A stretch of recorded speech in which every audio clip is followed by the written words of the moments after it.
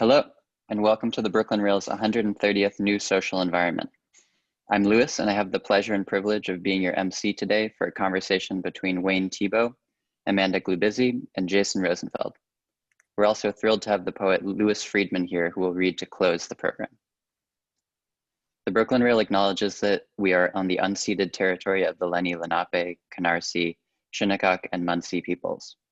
We acknowledge that many indigenous nations have ties to this land, and we recognize that the Lenape still call Manhattan home.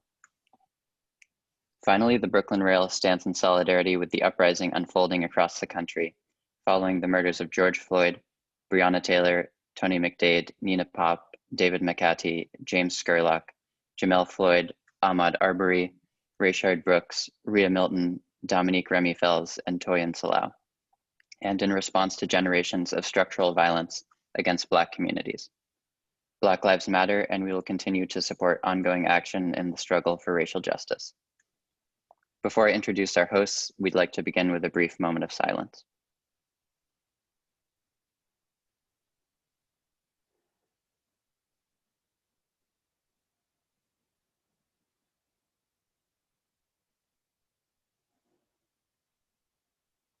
Thank you. Now to introduce today's hosts. Amanda Gluibizzi is an art scene editor at the Brooklyn Rail. An art historian, she is the co-director of the new Foundation for Art History and the author of the forthcoming Art and Design in 1960s New York.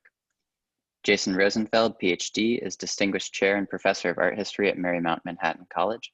He was co-curator of the exhibitions John Everett Millay at Tate Britain and the Van Gogh Museum, Pre-Raphaelites, Victorian Avant-Garde at the Tate Britain and the National Gallery, DC, and River Crossings, Olana and Cedar Grove, Hudson and Catskill, New York. He has contributed the lead text for a Friedman monograph on Cecily Brown that will be published in November of this year. He is also a senior writer and editor-at-large for the Brooklyn Rail. Over to you, Amanda and Jason. Thank you so much, Lewis. Welcome, everyone. We're really pleased to have you, and we're ecstatic to have Wayne Thiebaud as our guest today. Amanda, why don't you say hi? Yeah, hi. Hi, there it is. So we're continuing our joint workings with artists that Amanda and I have done with previously with Ursula von Wrightingsvard a couple weeks ago, and now with Wayne. A couple thanks in the beginning. Thank you to Colleen Casey at LeBaron's Fine Art in Sacramento for helping to facilitate and being our West Coast tech supervisor.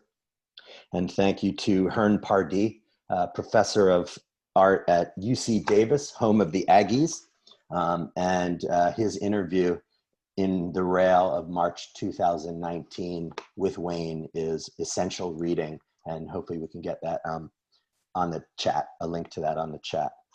Also want to thank Lewis Freedman, our fine poet who will be talking to you and reciting later today, as well as the Paul Thiebaud Gallery, who represents Wayne in San Francisco, and the Rail staff, of course, Lewis and Nick and Malvika and Fong and everybody else on the Rail who's been doing this for 130 straight weekdays since March. This is our 130th new social environment. Wayne Thiebaud does not really need an extensive introduction. Most people are well aware of his brilliance and longevity. He was born in November of 1920 in the last months of Woodrow Wilson's second term. I did the math, Wayne. That's 17 presidents. Any good ones? Unclear. No comment. And his awards have been numerous, but I will mention that he received the National Medal of the Arts conferred by President Clinton in 1994. So I know that at least two presidents that he's met in person, because I understand you worked under Ronald Reagan long ago in Los Angeles. There's a fantastic interview with Wayne from the Archives of American Art, which you can also access online, which he goes through a great deal of his history and career. He has been practicing for many, many years. He was a professor at UC Davis until 1991, but then, like so many professors that I've known, just continued to teach despite supposedly retiring. We're going to talk at length about teaching, we hope, today with him.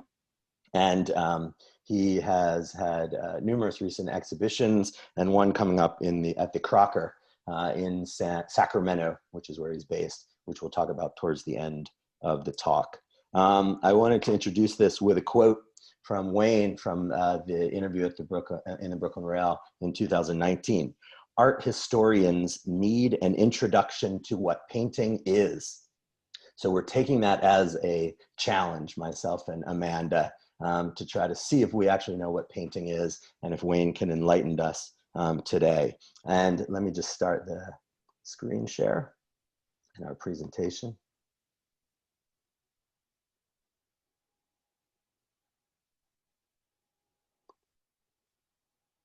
So the last show that Wayne had in New York City was at Aquavela Galleries on East 79th Street. And it was a marvelous exhibition, which I took my students to from Marymount, called Wayne Thiebaud Mountains, 1965 to 2019, beautifully installed. And one of the works that really struck me in that exhibition, and Amanda, I know, saw it also, we both took lots of photographs on our camera phones, is this one, Rock Island Split from 2010. A magnificent thing, this great shoulder of landmass sort of coming up from out of, I guess, the sea, with a section of it on the right. It calls to mind an idea which I hope we'll explore today, which I've often seen in Wayne's art, the idea of the Americana sublime. So it's different from the American sublime, which is a construction about Hudson River School art in the 19th century, the title of an important exhibition and catalog by Tim Barringer and Andrew Wilton from over a decade ago now. But this idea of the Americana sublime, I hope, is something that we will explore. Ominous mountains, cityscapes, which are about a kind of yearning and precariousness, pictorial strategies that are kind of edgy. Wayne's often said he likes to throw people off a bit. There's a tension. Another quote, if the painting is a little too stable, it can die on you. And I think that challenge to the viewer is in a way belied by the way that some people have thought about Wayne's art and the things that are more familiar maybe to the public. And we'll end today with some images of clowns, which are most unexpected, I think, if you know his career very well. And just a detail here of this painting, Rock Island Split here, of the surface and the tactility and the importance of the oil paint, the importance of facture, the importance of getting close to these pictures and seeing their surfaces and how they were constructed is a kind of critical move in Wayne's art. And I don't know, Wayne, would you like to say anything about this picture, Rock Island Split? Well, I've changed it already. Ah, you got it back in the studio? Yep, got it back. Something about it bothered me, so I often do that. I rework paintings quite a bit, so this is not too much change, but it's got a little warmer sky and an additional line across the front. So do you think now that you're satisfied with it at this point? So far, today is all right, but right. tomorrow, who knows? Is it a kind of endless process in the studio? Do you work with multiple pictures at once? Yes. That serial working process is a very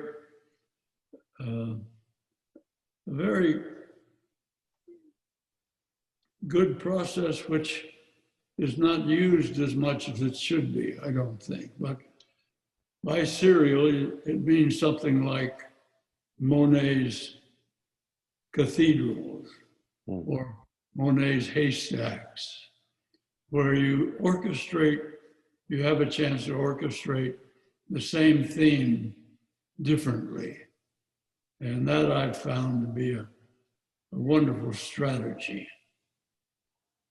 But it's not the case of reworking similar compositions, though. That's a different kind of seriality in your mind? Well, it informs you as you go along, so that you never quite know what kind of variation you can make, and that's the search.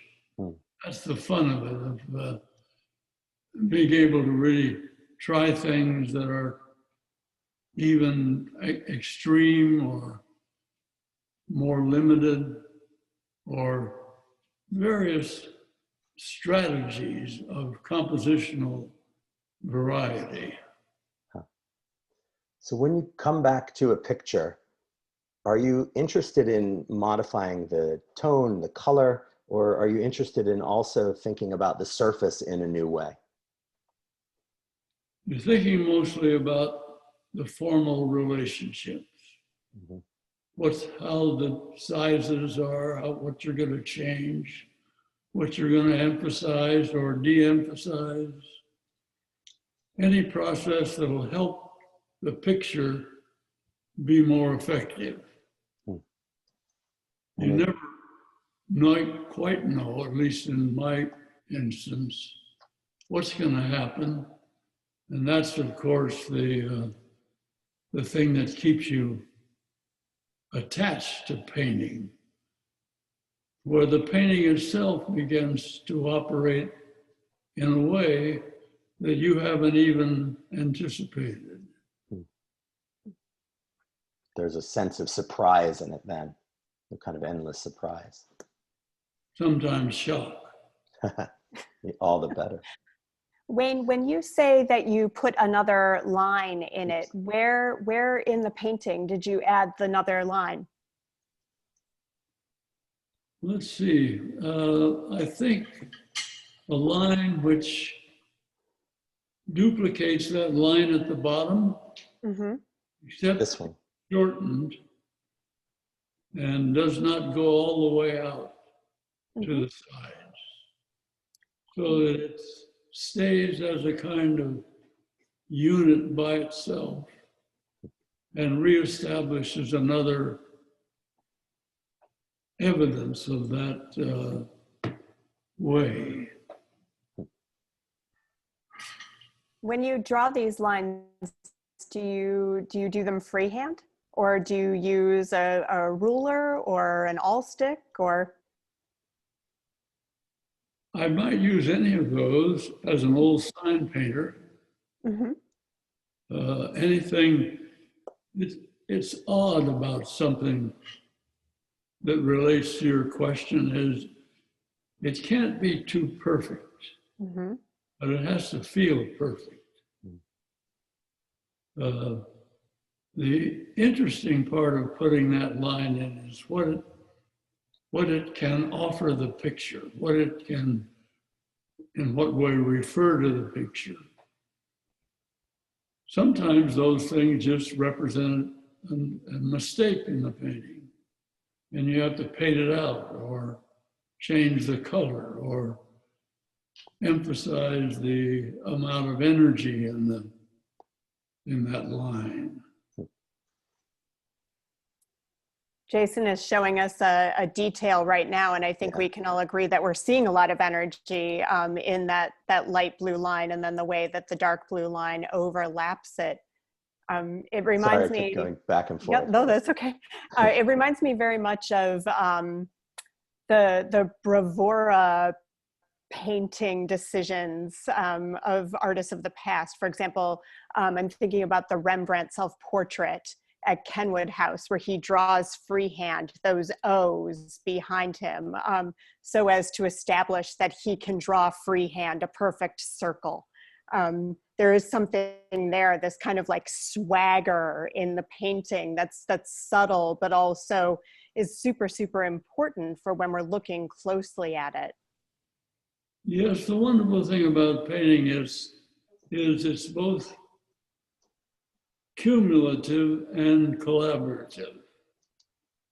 So that issue of art history is terribly important. That's your source, that's your evidence of a value structure. It's the one that you must contend with if you're serious. So it's a wonderful thing, art history.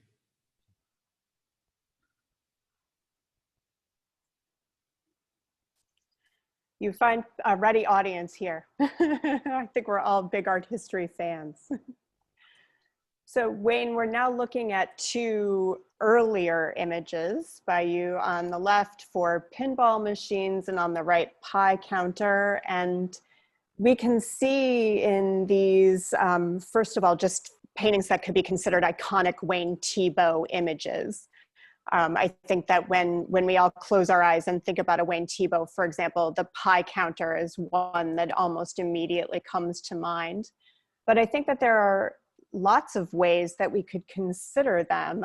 As you've already mentioned, we could talk about your background as a sign painter and your training in that. As Jason has already mentioned, we could talk about their Americanness and your interest in being considered an American painter.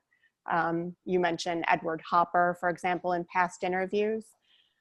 Or we could even think about you as an epicure, a person who loves food, which is something also that you mentioned in a past interview, your interest in Degas as an epicure. When you look at these paintings now, decades after having made them, what do you think about them? How do you see them? I understand now that I've talked too much. However, no, never enough. It's a curious thing, since I didn't go to art school and I had these wonderful people who helped me and showed me how to do things. And being an American boy growing up, these really reflect that memory that is so strong in my life. So that there are a great number of issues about almost every painting that relate to so many different aspects of my career as such.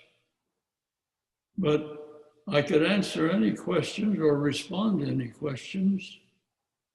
I see the Whitney painting on the right as being a little bit more highly idealized than I usually make those pies. I'd like them to be a little more gooey and sloppy. So that's one of the issues about almost all the subject matters that I like to deal with, to see what they feel like or what they project. The pinballs on the left, for instance, if you can see them close up, they're pretty dirty overall as compared to the kind of pristineness of the pie painting. So those issues also are part of the strategy of what you're going to try to include in the work. What kind of feeling, your feeling, and the feelings that come about as you make them. That's, I guess, the journey of being a painter. And I basically might say that I started out as a painter being wonderfully and enthusiastically influenced. I still copy a great deal. I make forgeries so that I feel I should just say that I love painting in all of its guises and all of its possibilities. There, have I talked too much? No, not at all, not at all. This is actually something that's really important to you, again, that you've mentioned throughout your interviews, is that you consider yourself a painter and that you want to talk about painting, not necessarily about art. And so why do you make that distinction?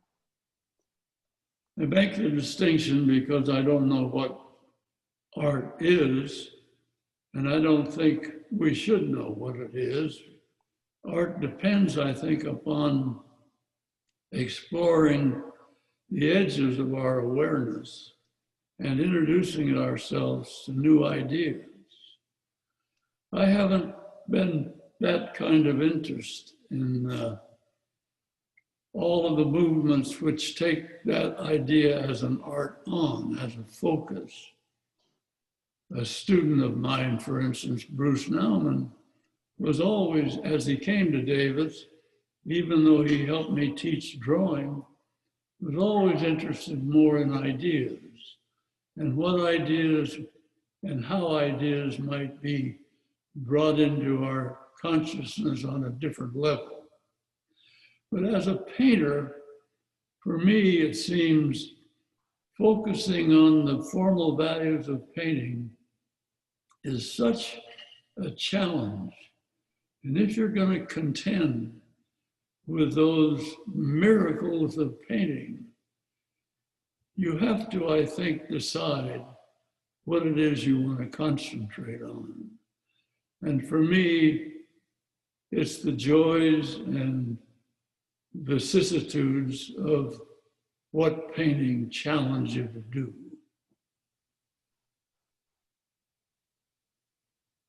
Thank So we you. know that you wanted to talk about this particular work. How does this sort of dovetail with those ideas of evolving a new kind of painting in the mid-1960s? Well, here's an example of impossibility. The figure, our human figure, is probably impossible to paint with any resolute accuracy. So usually what has happened in figure painting is a long historical development of conventions. The convention of Impressionism, or Fauvism, or Classicism. You see, all of those are caricatures of what the human figure denotes. And stylism seems basically to depend upon caricature of some kind or another. Here is a challenge for me to take 5 figures. Most of my friends who pose for these, and in opposition to my usual strategy of using memory or imagination, to concentrate and see how I could concentrate on attempting to make a perceptual or a perceptually focused challenge. How could I get 5 figure paintings, or 5 paintings in a figure? All of them were well known to me as people, and get it so that the 2 figures are in front and the 3 figures of men are in the back. Well, I had a hell of a time. The woman on the right is Grace Kennan McClatchy, the daughter of the great ambassador who was in Sacramento at that time. She wore a demure black dress, and I painted her in a black dress. When I looked at the painting later on, her black dress put her in the lap of that guy in the back. So I had to give her this awning dress so that she hopefully would project forward. That's the kind of problem which are and is so challenging and wonderful to try and deal with. But painting the figure to finally make a final kind of statement is something that we know so well and so intimately and so personally that it's practically impossible to do it without mistakes. And that's why you see those wonderful paintings by Titian or Ang, or almost all of them, these wonderful and very strange modifications of the figure. Where on an Ang, the arm will not come out of the shoulder, but will come out of her abdomen.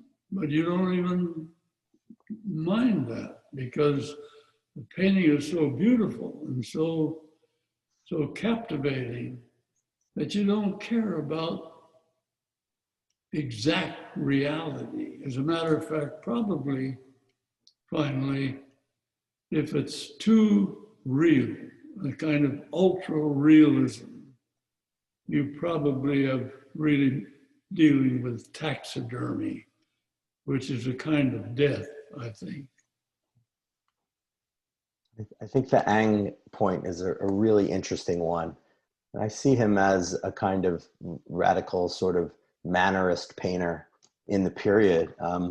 He was hemmed in by his teacher, Jacques-Louis David, who could pull off anything and make it look resolved. And the way that Ang, I think, tried to break with that was exactly as you say, to abstract the bodies a bit, to make things a bit strange, to make elements which looked like mistakes. And just like mannerist patrons in Italy in the 16th century, it was embraced by the French elites and the people who commissioned his pictures. So looking at this painting by you, what would you say that your move is here, your gambit in tweaking the idea of portraiture, and in the, mindful that we are living in a moment when figure painting is ascendant, kind of. Look at Amy Sherald's portrait of Breonna Taylor on the cover of Vanity Fair. Figure painting and likeness is more in the mix than it has been for decades, I would say, in painting. And the things that strike me about this are the little touches, like the shoelaces of the men with their polished shoes, the visible strokes. You talk about sort of one-shot strokes to paint the legs there.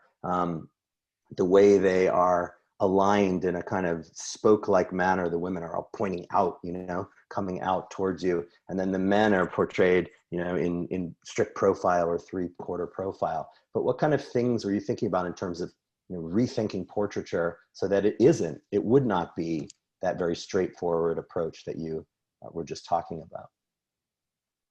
Well, there has to be something. I don't quite know what it might be. I'm now returned to doing some self-portraits and some later portraits, and dealing again with that great challenge of figure painting.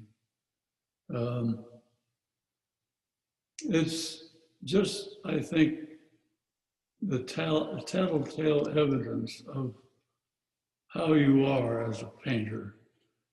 And I think that's the biggest challenge there is of trying to paint the figure. And you talk about that, just one second, Amanda. You talk about that you have to work from the motif, from the person when you do figure painting, as opposed to other works where you can do it from memory or a combination of vision and memory. Is that because of the body, or is it because of the likeness, the face? Well, it's just that the advantage of working, and I do also paint the figure from memory, is that you then can do your own figure and make your own figure. I mean, there's a great deal of memory and memory painting by people like Goya, for instance, his Disasters of War, or his great series of folk paintings and drawings. He can do a great deal of those just from memory. He understood the figure so well. But so could Bruegel. Bruegel could conjure up 15 or 20 or 30 or 50 figures if he wanted to. So it's an interesting mix about the academic structural beginning as a touchstone, then can be so modified and elaborated and changed that it's almost endless. And we see today young figure painters reinventing a way to express the figure.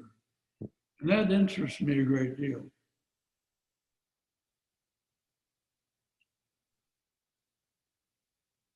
Isn't that an odd painting? I was just going to say, Wayne, isn't this a Well, we strange? like it. I know. Like every. This, My poor wife posed for that. one of the things that I wanted to ask you, which is a question that I have had about this painting ever since I was an art history student, is were you thinking about Mantegna's Dead Christ when you painted this painting? Certainly must come into it, absolutely. I love that painting. I love that painting And the too. foreshortening caricature that he came up with is absolutely a delight. I mean, it's as much a cartoon as it is a series, a couple of feet, and I love that. That's the stuff that really attracts me a great deal. So here you see a little bit of an evidence of that. The difference, let's say, between those big bare feet sticking in your eye almost, and then the little hand way back in the back with a little blue shadow. But she had to pose a long time for that.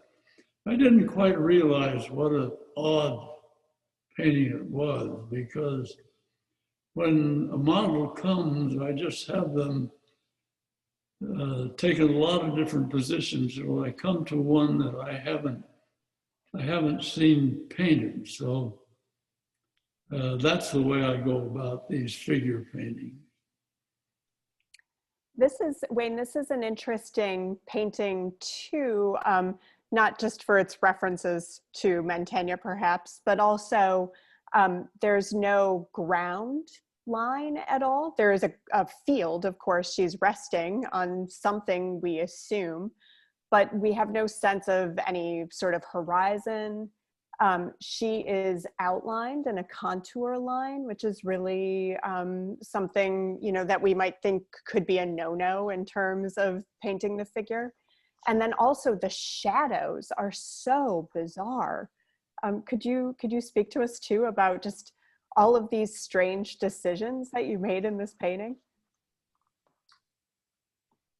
I don't know, particularly those little funny circles under her heels. Mm-hmm. Yes, yes. That has a lot more to do actually with, I think, an element that is not talked about enough, and that's the world of design. And I know for a long time in the universities, when they were establishing art departments after the war, they got rid of the design departments because they thought design was a lower echelon of accomplishment. In my view, a ridiculous idea. So I was a graphic designer, and I worked with excellent design people who have as a device of care, like tradesmanship, that there's a great pride in doing a design right. So I have a great deal of respect for great graphic designers and women's fashion design and all of that. Those are so important. So the design, color and design is a course which is very, very much needed in these art departments across the country. To say at Marymount, it is a required course for all art majors, color and design, including art history majors. So we are staying with that as a practice. And I was interested to hear your remarks about, art departments. And I know you worked at Women's Wear Daily for a time.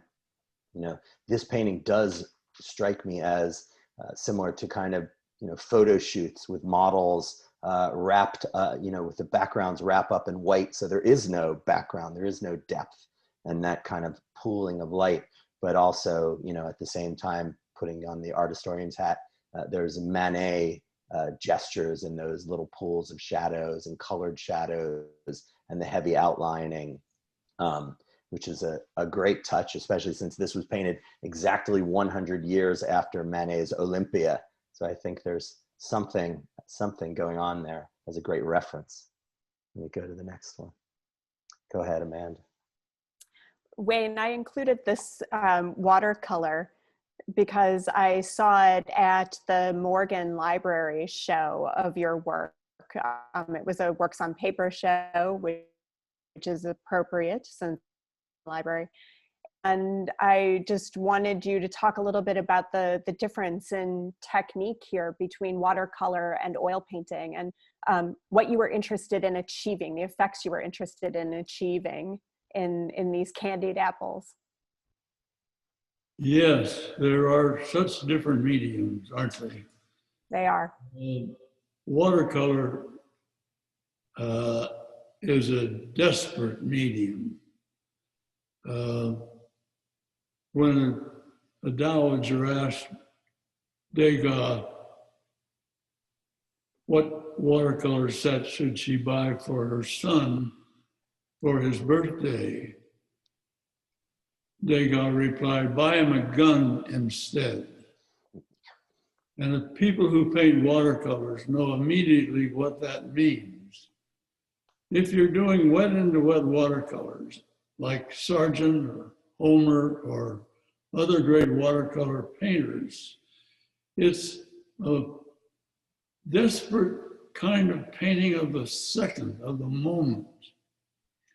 So this watercolor painting of mine escapes from that by being programmed.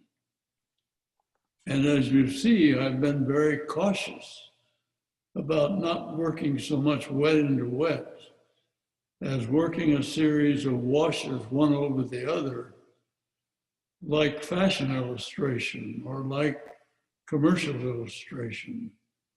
And that's the difference between the way in which watercolors can operate as opposed to oil painting.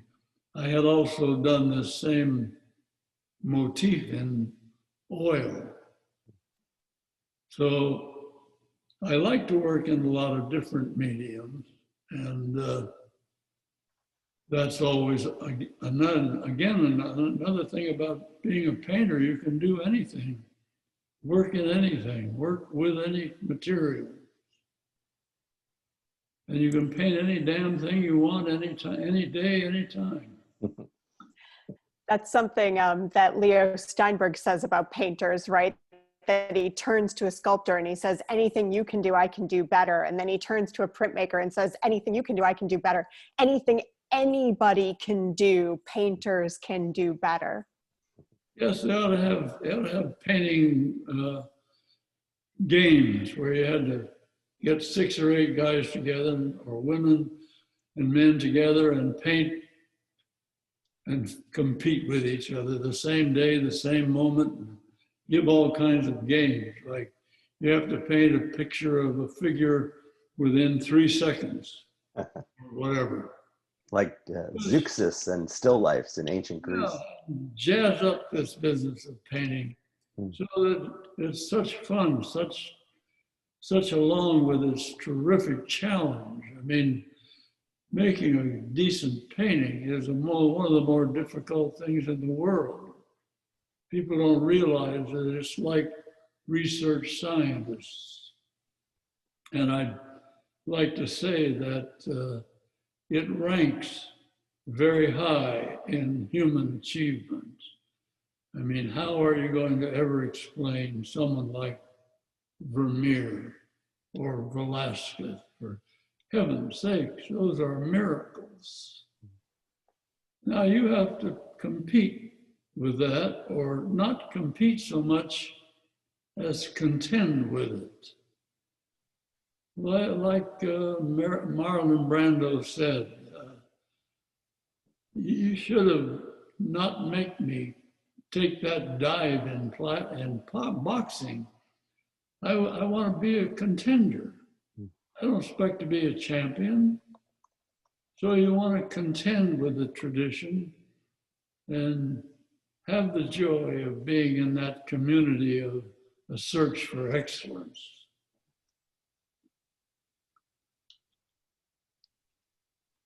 I think you've achieved it with something like this in the 70s, Shoe Rose, which has that kind of mundane monumentality, which is so inherent in an artist like Vermeer. There's a wonderful Peter Sheldhall article in the New Yorker from a couple of years ago about Woman with a Milk Jug from the Metropolitan Museum of Art by Vermeer, where he talks about its sort of the way that the quotidian, the way that the everyday becomes, like you said, miraculous in his hands. And I think, you know, that's something that happening here in a 20th century idiom, essentially, in your work. I'm wondering, with respect to the watercolor that we just looked at, you can see drawing here, underdrawing in pencil. Do you do underdrawing in the oil paintings? Not usually. I usually start with a kind of yellow paint, and then subsequently a little darker using it, but not often will I draw underneath.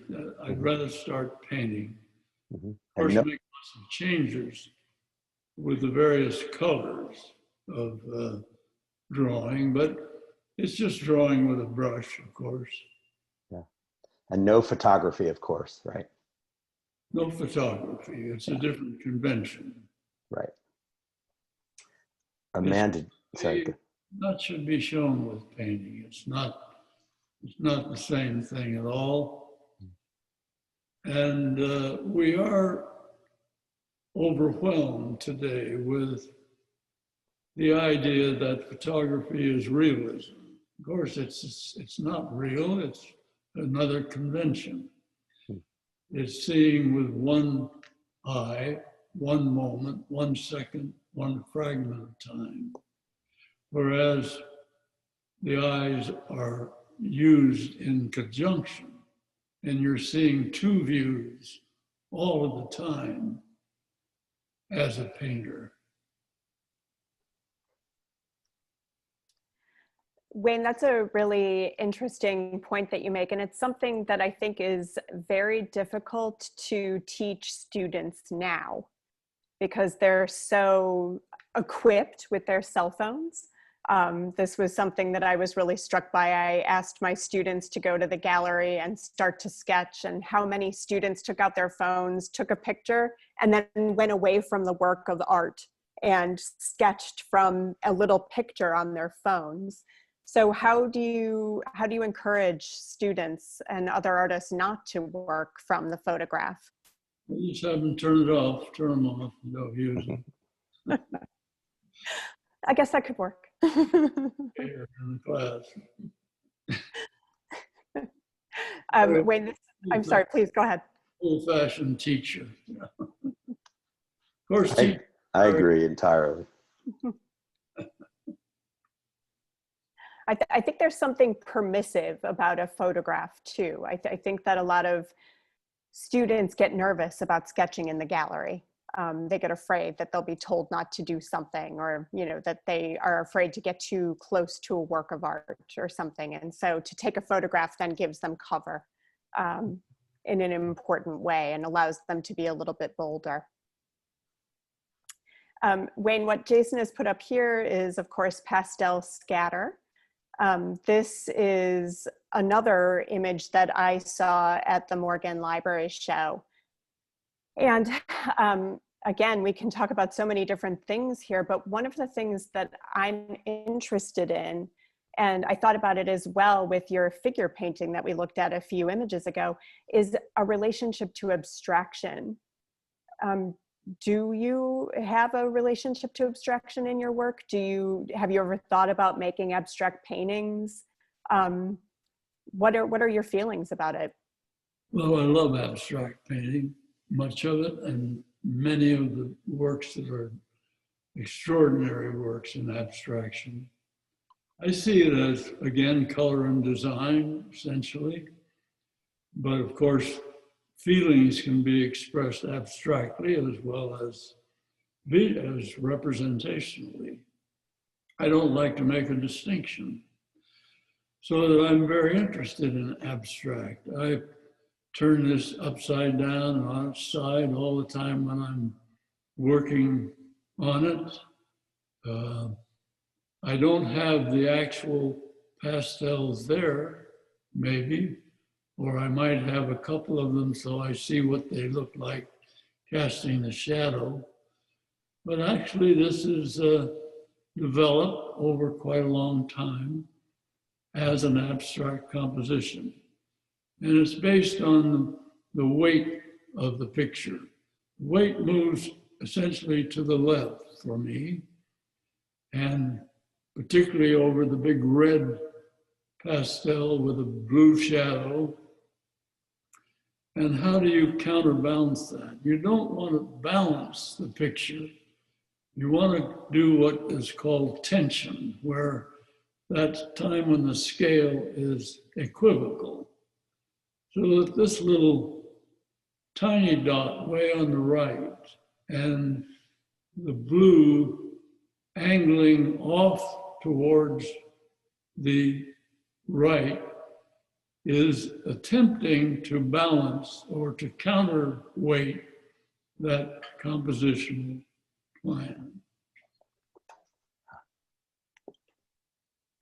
I know you wanted to talk in particular about this painting, Park Place, from 1993, and a little bit about your urban landscapes, which are the product of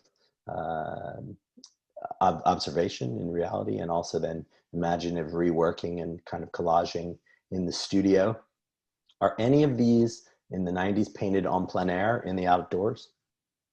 Yes, I did. I went out in the streets of San Francisco and painted and drew quite a bit, and was interested in the way in which intersections come into the four different roads come into the intersection, and that seemed like it might be an interesting project. So I went out and tried to paint that. Brian O'Doherty informed me that Hopper didn't paint on the street much. He did some watercolors and so on, but he liked to take drawings back into the studio and reform them like a stage set. And Brian suggested that as an option for me. So that's what I did. I made lots of drawings and paintings, but went into the studio then, of which this is an example, and just formed like that little group of pastels. What is a compositional problem? What is this little tree in the lower left-hand corner operating for? What does it do against? What is this plunging emphasis down into that depth, like we have in San Francisco, and then confronted with something coming up? So and those are the abstract elements in most of the paintings of that San Francisco series. And I know you refer to them as not aerial views, or we may say they're not drone views in current language. But I wonder if you might say that there's something cinematic about them. I often see the way that the roads sort of spool out into the distance and then up. Reminds me of back in the day, of course, cinema, film, actual film stock, and the idea of, as in the other works we've been talking about, kind of moving through space very fluidly and seeing things from different perspective. I know you had some work in the film industry earlier in your life and your career, Do you ever think about these things as something cinematic? I do. I taught cinematography at the City College when I was there, history of film, so I'm acquainted. Betty Jean, my wife, was a filmmaker. So I do have those interests. I don't know if I get any kind of cinematic aspect. I've never thought much about it in reference to my paintings. So I don't know much how it counts in the overall. What about this idea that Margareta Lovell writes about really nicely about these landscapes as them being crafted objects, the paintings, that comment on crafted space, that these streetscapes are a kind of crafted, constructed environment, one in which humans and buildings and nature are in a kind of at least visually stable but precarious relationship. How about that idea of sort of crafted space as a focus in your work? Yes, the idea a little bit is to give some discomfort, feeling of equilibrium or disequilibrium, in attempt metaphorically to suggest the temporariness of our world. Things are always moving, changing. Mountains were once seaside oceans and vice versa. So we get used to the idea of stability, and we like and need stability, but pictures need to be destabilized, I think. They need to have action within their structure. And that's part of my search, certainly, in almost all of the different series have some element of that disquiet. I wonder if that's something that I could relate as an art historian to the granddaddy of American painting, landscape painting, Thomas Cole. I know you spent many, many, many hours at the Metropolitan Museum of Art. This masterpiece, strangely not in the Making the Met show right now, which is up at the Metropolitan Museum celebrating its 150 years. Thomas Cole's Oxbow as a painting which is about this kind of sublime disquiet, a bifurcated picture. You're talking about the difference between photography and painting. Photography is a single lens. Painting is a kind of bifurcation of vision, the sublime on the left and the beautiful on the right. And I'm just putting it up next to this painting, Flatland River from 1997 by you. And I wonder if you might say a few words about Thomas Cole and if he's had any impact on you as a painter. Well, yes, that's highly spiritual, and the search for that sublime. I suppose I'm fascinated by the beautiful of nature, the exploration of this particular area of called the Delta Bowl, Sacramento. And I had certainly flown over that area, but those kind of views don't interest me very much. So I get up on the levee and make drawings and notations.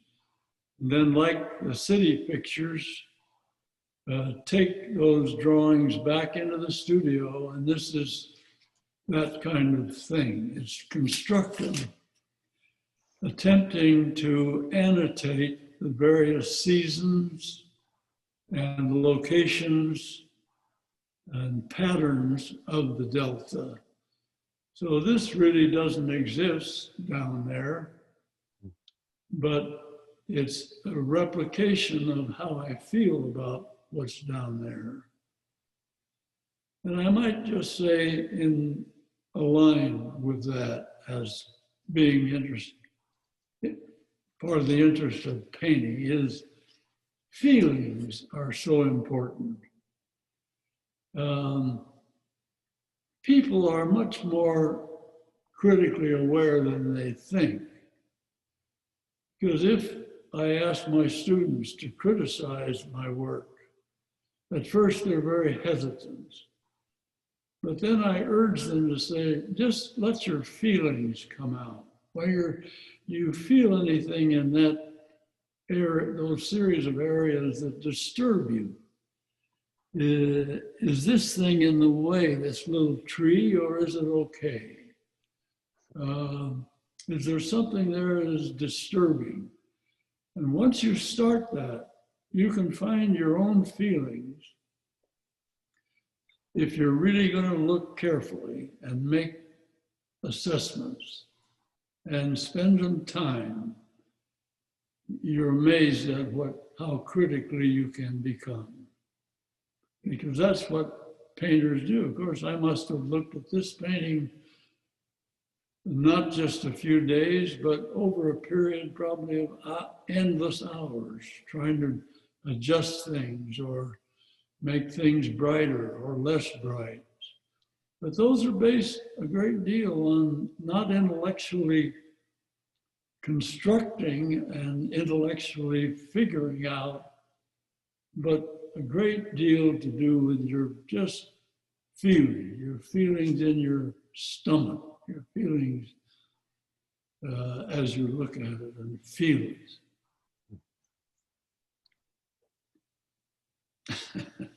Jason and Wayne, that actually relates to a question that I have actually about this painting, but then the next slide as well, which is your Coastal Farms from 2008. This I think is my favorite of your paintings. First of all, because I love that the cloud casts a shadow. That is one of my favorite things. And on the right, you see, I love this so much that I actually took this photograph of this detail so that I could look at the cloud cast shadow. But it also feels very California to me. So when you say, you know, that what do you feel when you look at these works? For me, it reminds me of the berry farms outside of Oxnard along the Central Coast. And it also feels very California because, of course, there are coastal farms in California. And so I'm kind of curious about the evocativeness of these landscapes. You're right, exactly. It's very much a part of California feel, geographically and weather-wise and all of that, very much having to do with that, certainly. I just don't like people call it California painting, that's all. Yes. Yeah. Agreed with that. Like California math. I think that's a great line that you said in your interview. There's no such thing as California painting, just like there's no such thing as California math. It's all math or it's all painting. I do think this is an extraordinary picture, and it gives you a real winged view of life and existence. And, you know, I think it's a wonderful moment now when we can talk about things like in art, finally, like beauty and sentiment and delight and empathy, pleasure and balance, you know, things which were so anathema to earlier generation and didn't want to go into those realms. And I read somewhere recently something about, Cecily Brown, who I've written this book on, how she's been important in the recent resurgence in painting. Resurgence in painting. We've had a resurgence in painting since 1305 or something. Painting is constantly sort of resurgent, it seems to be. It has never gone anywhere. It's always been there. It's just the critical establishment that has chosen to ignore it, it feels like, or look beyond it. Well, painting is something very special, whether it's in the Middle East or Africa or in caves or wherever it is. That's the wonder. If you think for fun about something like a horse, think of the cave paintings of a horse. Then think of the highly sophisticated, beautiful Chinese painting drawing of a horse, master. Then maybe East Indian horses. Then Remington and Charlie Russell, and on and on and on. In other words, a singular subject matter universally explored, so that there's no end to the possibilities of what painting and drawing can do. And that's the joy and that's the challenge that keeps painting alive. Of course, painting is a dead object, an inanimate object. So you yourself are the one that bring it to life. You enhance it with yourself. You are responsible for its life. And the pleasures and the joys of looking at painting can be endless, I think. Thank you for that. Very beautiful. Amanda and I wanted to show this because personally, I always get a thrill, and I'm really happy when I get the New New Yorker and it has one of your paintings on the cover. And this is very recent right here, just from August of 2020. And this painting of ice cream, and Kadir Nelson or Chris Ware, when I see their art on the cover of the New Yorker, it lifts my week. So I love seeing this painting, and a very new one there, double scoop, but also this detail of it.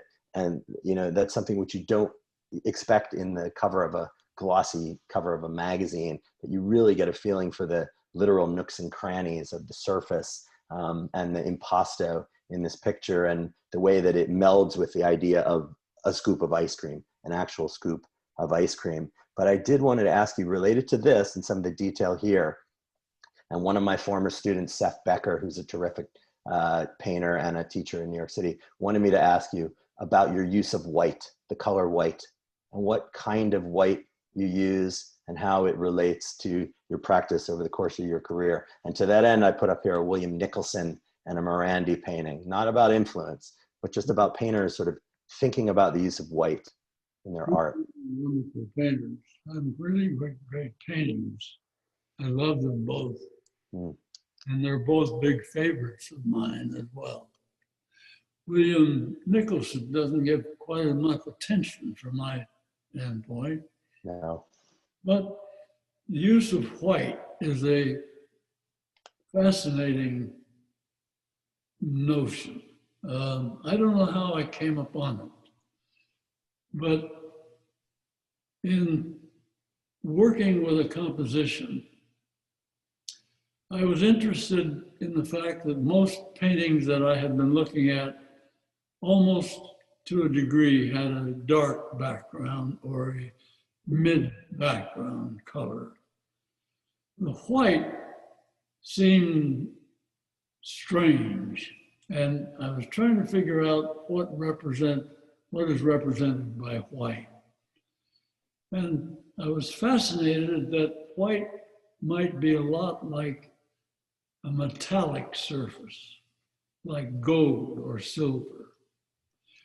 And that aspect gives white its capacity to be or express infinity, like it goes forever, or it can feel very immediate.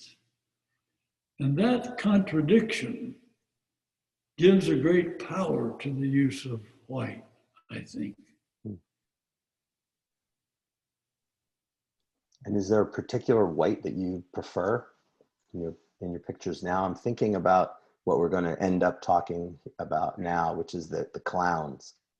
Is there a brand or a particular time? I mean, I just painted a whole house, and there's a bewildering amount of different white colors that you can choose from, even in house paint. So what about the choice here? But I use a lot of titanium white mostly. Mm-hmm. Some of the others are a little warmer. But any white, I think, or real light of some substance, the glare and the power of it, I think, is what attracts me. There are some good painters who use white background in history, and you might search those out. But it's been a great foil for me in my paintings. Yeah, I think Barclay Hendricks is one of the great painters who used white to set off figures in his works. So I'll turn out Barclay Hendricks. That's a really good example. Great painter. The clowns were first exhibited at the Paul Thiebaud Gallery, opened it on December 7th of last year. And I guess, Wayne, it closed a little early because it was meant to run through the end of March, but due to COVID. But maybe talk to us a little bit about this very recent project of painting clowns. The last interview I read with you is you said, I have about 45 bad paintings of clowns and 6 etchings. So please talk to us about this series. Already about, but it started not with any idea of showing them. I had searched for something that would give me a challenge about maybe 6 or 7 years ago, and just wanted to recount memories of growing up. Going to the circus when it came to town in Long Beach, California, where I grew up. And they let you, as kids, I was about 12 or 13, I can't remember. But if we showed up early in the morning when the trains were bringing the elephants and the wagons, and we would help out by carrying water for the elephants or sawdust. But the clowns were very, very impressive fellows. They're the ones that put up the tent. They're very strong, very talented. They're jugglers, trapeze artists, and they just were bewitching as human beings. So that was a powerful memory. And what they did in their acts and how they went about their lives were fairly difficult. So that contrast between the glorious brightness of the circus compared with its desperateness and its really quite miserable livelihoods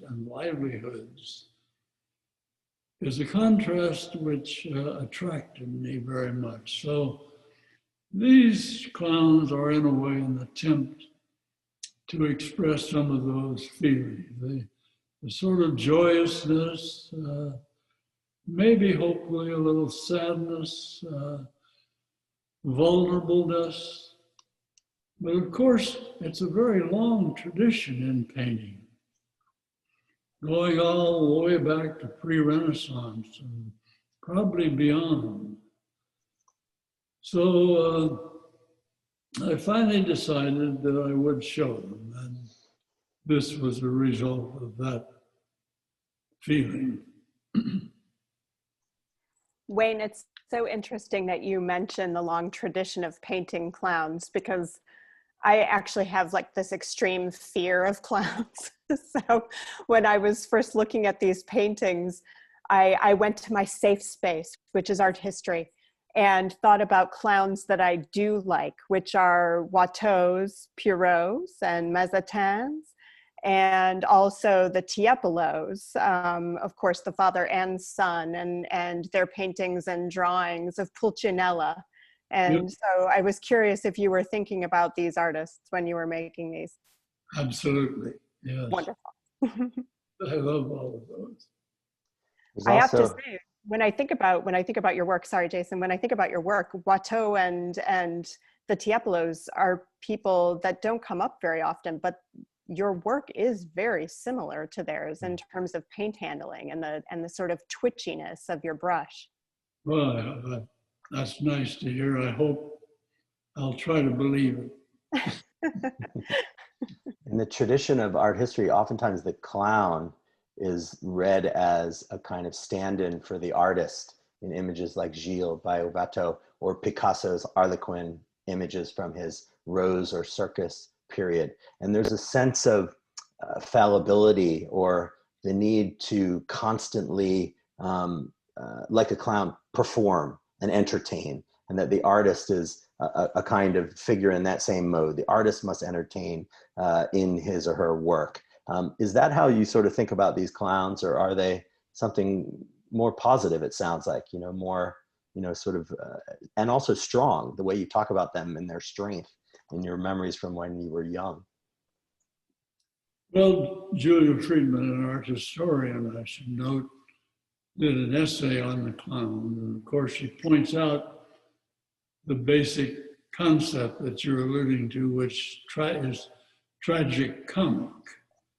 And that duality is certainly part of our life, and part of certainly maybe somewhat illustrational by clowning.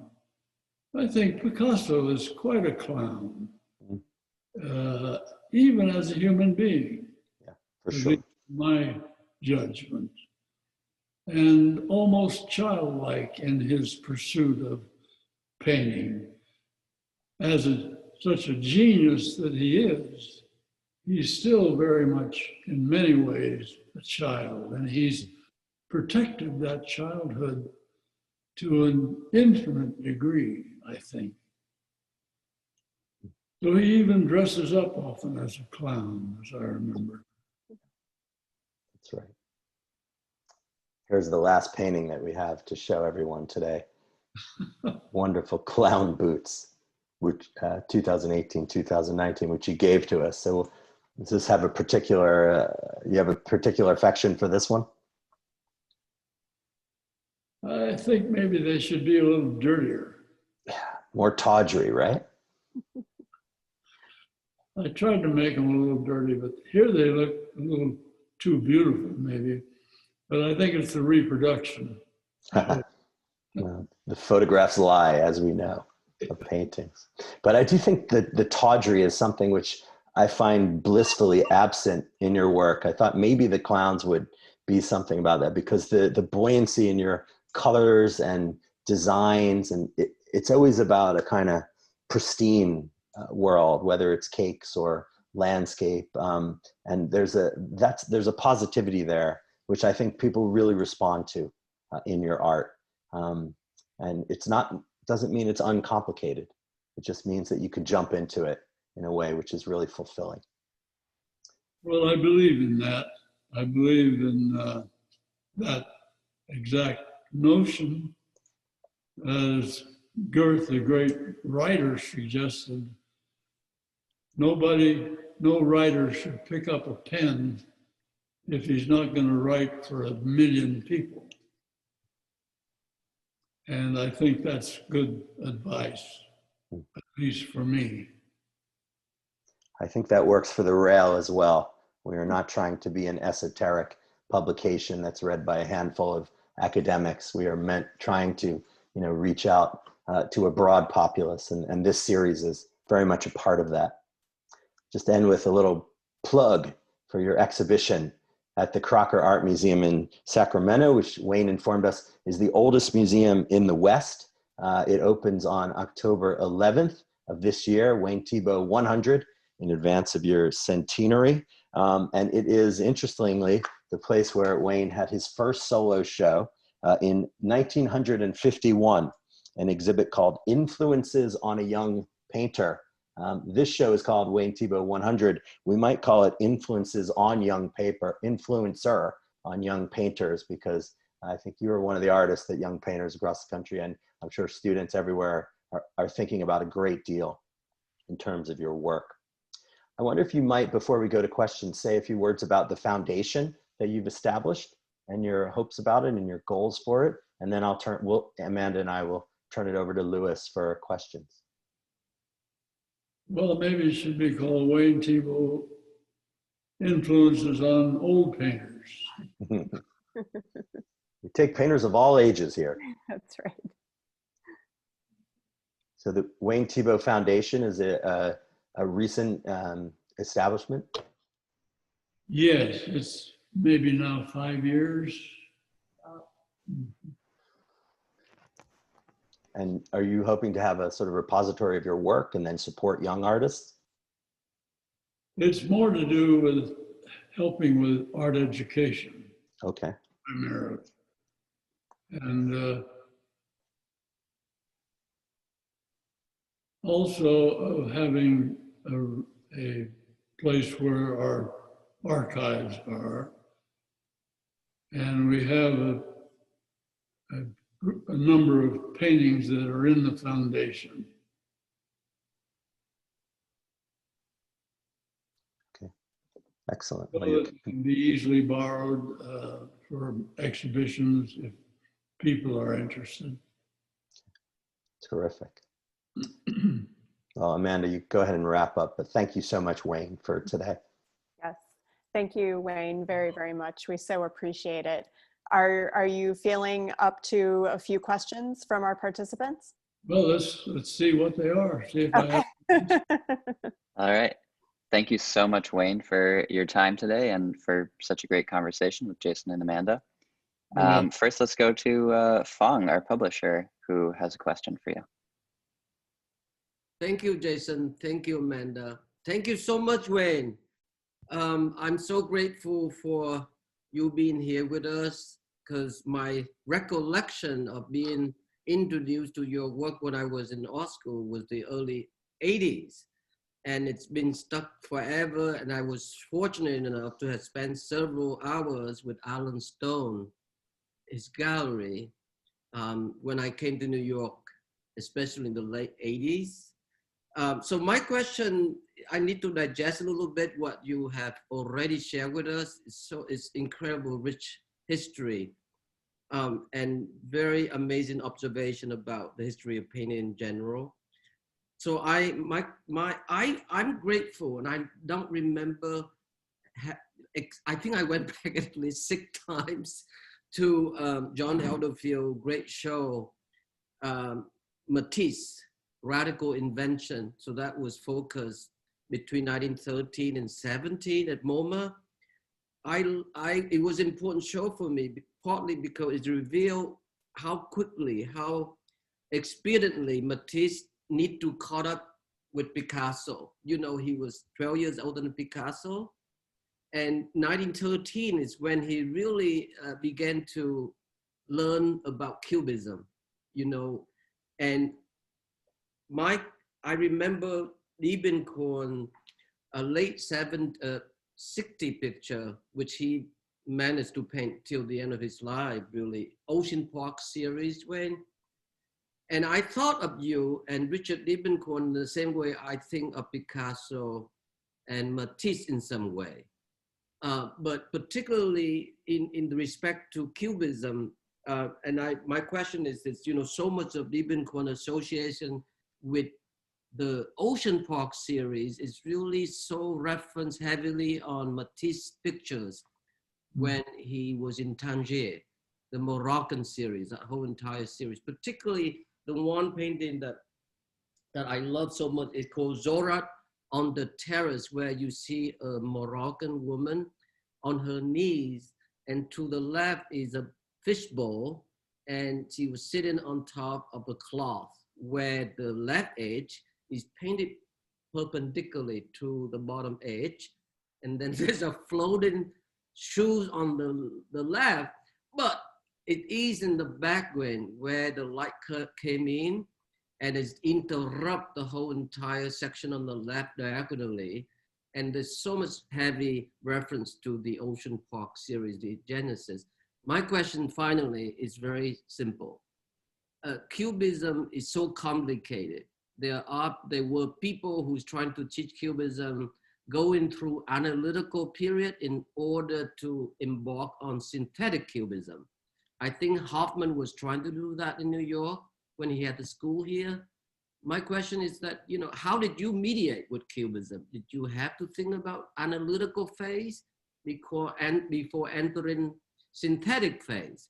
or was it something that you absorbed simultaneously all at once? That's way too complicated for me. I'm sorry, Wayne. But you know, in regard to the frontality, the way you play with vertical. Or with an idea that if I say that all good painting is cubist, Cool. in that what fascinates cubists is the great dialogue between plane and volume, Mm-hmm.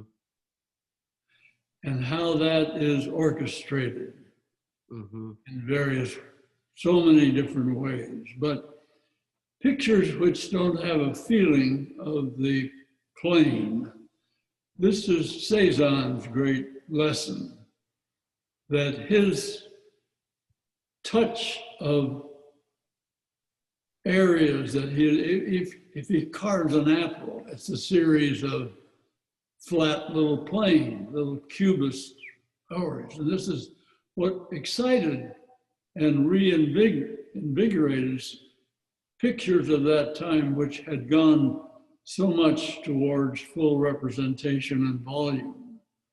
So that bringing back these picture planes was so important, and a very important part of painting throughout its history, in my opinion. Yeah, so true. Thank you, Wayne. Thank you. Thank you, Wayne and Fong. Let's go to one final question, if that's okay, before we turn it over to our poet. Let's go to Cal McKeever for now.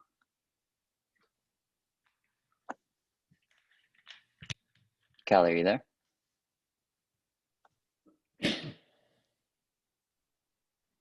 Can you hear me? Give us one. Yeah, there you are. I'm coming through. Great. Thank you, Wayne, for taking your time today. We really appreciate it. It's been a really wonderful conversation.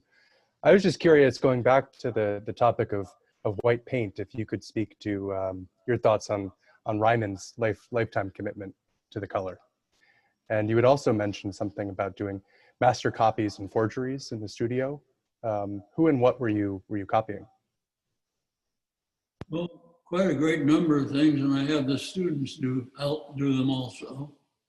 It's a way of becoming intimately connected with the painter. And particularly if you want to learn something, let's suppose you're interested in color. Copying a Bonnard might be very instructive because he uses the warm and cool alternating positions to drive the painting into its wonderful feeling of color and glow. And it's almost like he's working with ice and fire in a way to dramatize this little flat canvas.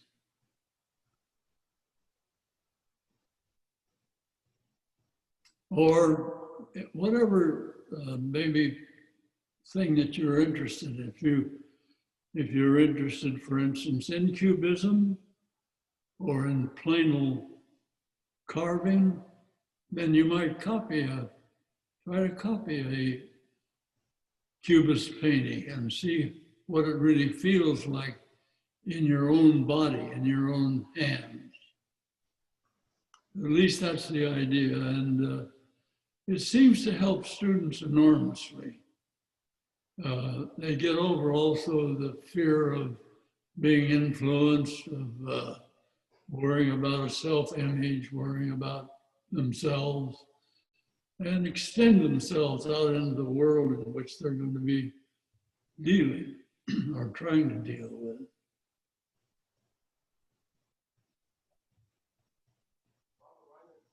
Thank you, Wayne. I'm just noticing we got a final question in the chat sent to me. If you're good to answer one more, Wayne, we can go to it. One more question, okay? Okay. All right. Nell Breyer, I'm going to ask you to unmute to ask your question. Okay, I don't know if you can hear me. Wayne, perfect. I had the privilege of studying with you at the Vermont Studio School many years ago and was awed and remain awed by your work. What a privilege to hear you. I wanted to know if over the course of your career, you have evolved in your thinking about color and the ideas you've learned the most, or how your thinking about color has changed.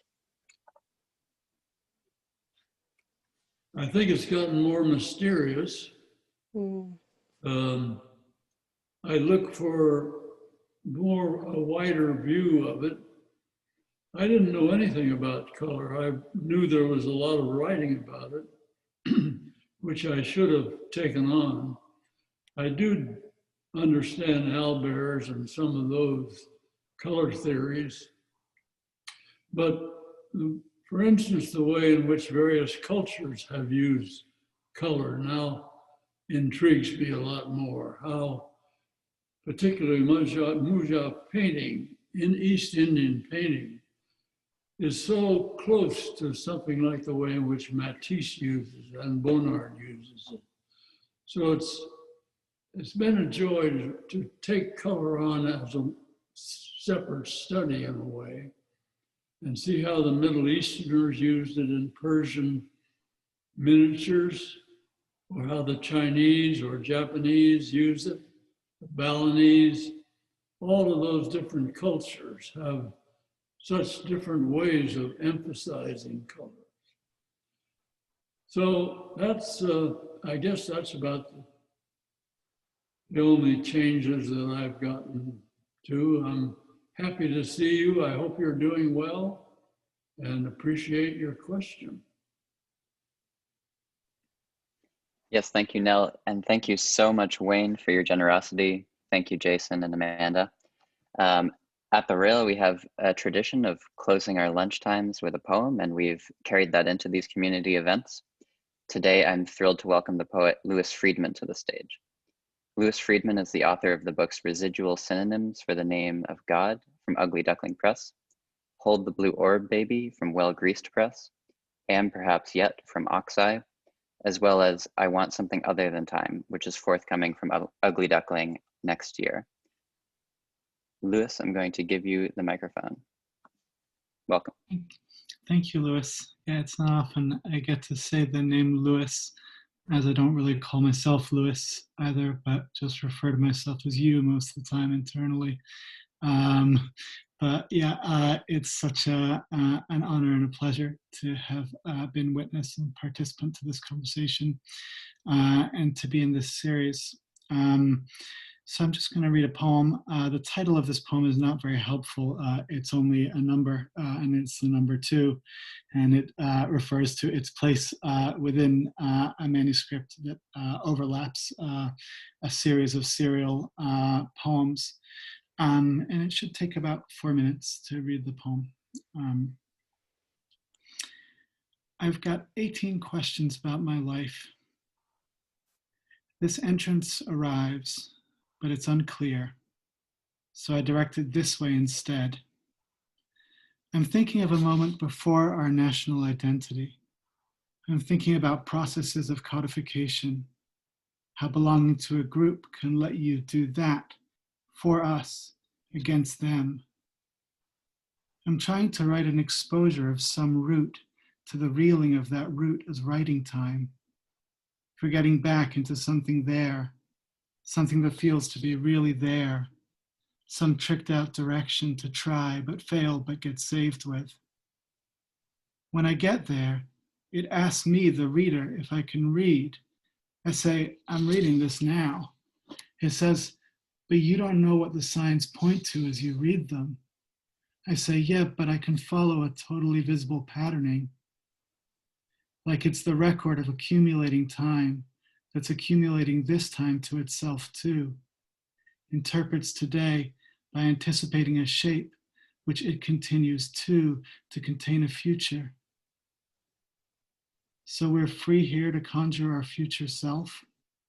No way. Freedom here is a sense of space rooted in not looking at the law which binds and works against us, or worse, it's believing this law protects us. Rather, if only because all things are the names of things.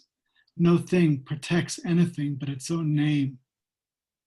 So the space that is actually available to our movement is a turning of possibles in naming syntax, and a time in our stories accumulates a different feel.